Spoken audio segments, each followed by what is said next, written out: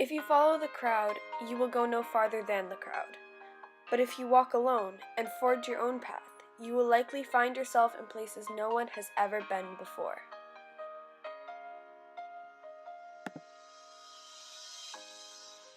I'm not sure what sort of path I forged this year, but it certainly brought me to places I never expected. At first glance, Classroom 218 in East Greenwich High School seemed like any other, composed of about 30 desks, a whiteboard, and a map to a year of going through the same tired motions as every other year. Hours and hours of procrastination culminating in the last-minute rush to begin and end projects with as little effort as would earn me an A seemed inevitable. Note-taking during lectures in an attempt to pretend to be engaged in class and essentially BSing my way to the finish line loomed on the horizon.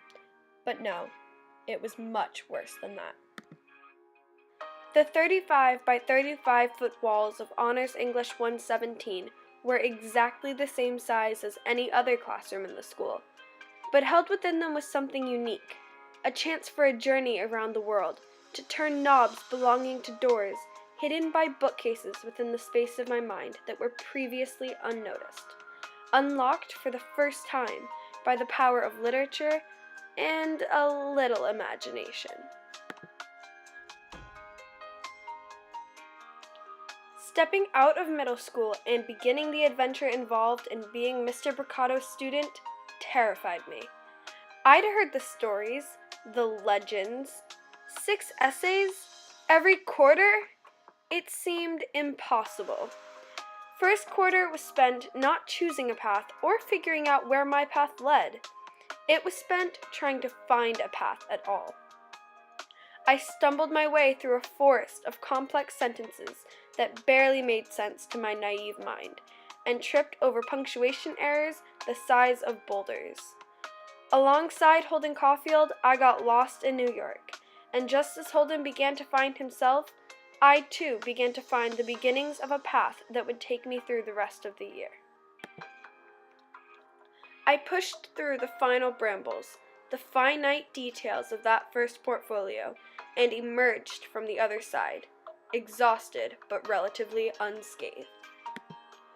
For a brief period after that first portfolio, my path seemed clear. I traveled along a smooth road with some idea, however slight, of where I would be heading in the coming months. But then the road turned, and I came face to face with a stop sign, reminding me that I was not special. I had gotten through one leg of my journey, but despite the repeated warning signs that I was heading off course, I had neglected to face the forest of essays and grammar work again after completing the task once. If I was to finish my journey on time, I suddenly had to run through the woods. This time, however, I knew what I was doing. My path was simpler, and I navigated my way through short stories with surprising ease and dexterity. But as I was constantly reminded, it's not a good class if it doesn't frustrate you. And naturally, I couldn't be allowed to get comfortable on my journey. No, instead, my path was suddenly blocked by an obstacle I had no experience in: poetry. I understood the prose we used to write short stories, but these metaphors and syntax and rhyming and rhythms just didn't make sense. They came at me from all sides, a waterfall of clauses laced with assonance and cacophony that came crushing down on me. I obediently followed the river of poems, abandoning my quest to forge my own path in an effort to understand what Anne Sexton's couches and ashtrays and windows and doors all meant. Simple things like the stick I crushed beneath my foot as I walked became symbols for the fragility of life, and my own life suddenly seemed insignificant as Professor Keating of the Dead Poets Society forced me to question everything I had once valued in my life with a simple phrase: carpe diem. As I watched my peers float easily between treacherous rocks, I fell behind. I could see before me the terrifying rapids of the poetry slam, but I pretended to myself that it was a threat I would never have to reach. For the first time all year, My original prediction of procrastination and going through the motions came true. I was scared to swim, scared to take risks, and instead took every shortcut I could to get by. Nothing clicked. There were too many streams to keep track of, each one flowing faster than the last. I had 2 weeks until the poetry slam, and I lacked the understanding or the motivation to even develop a topic. 1 week, 6 days, 5, 4, and all of a sudden it was Friday, and those rapids that I had pretended didn't exist were around the next bend in the river. I couldn't pretend anymore. I had to get down to work. All weekend I struggled to form a cohesive poem. Those many rivers that I knew were supposed to intertwine somehow just wouldn't mix, and I was left with the pieces to build a raft, but no hammer or nails to do so. Finally, I decided I had to write, and if it was the least poetic poem in the history of poems, so be it. I wrote a line, just one line, and suddenly everything, all of those rivers and streams and poetic devices clicked, emptying into the bay that was my poem. I knew what I was doing, finally. Everything seemed to flow the way it was supposed to, and I could see the light beginning to come out. Poetry made sense, and it was beautiful. When I entered the realm of Shakespeare, my knowledge of poetry allowed me to easily navigate the streets of Rome with Brutus and Cassius, and things were looking up for the second half of the year. It wasn't long, however, before the sun I had been so excited to see was blocked by a daunting mountain that coated my road in a darkness thick enough to stop the rays of hope that the second half of the year promised from reaching my eyes. When I adjusted to the new darkness, I found myself farther from home than I'd imagined: China. The research paper was an uphill battle I was not prepared for. I plowed my way through hours of research, unintentionally making my mountain bigger. The more research I collected, the more I had to eventually sort through.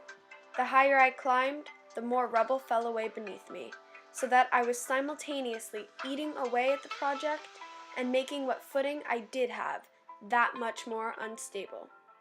Getting to the top was a victory, a feeling of accomplishment and exultation that I retained for several weeks.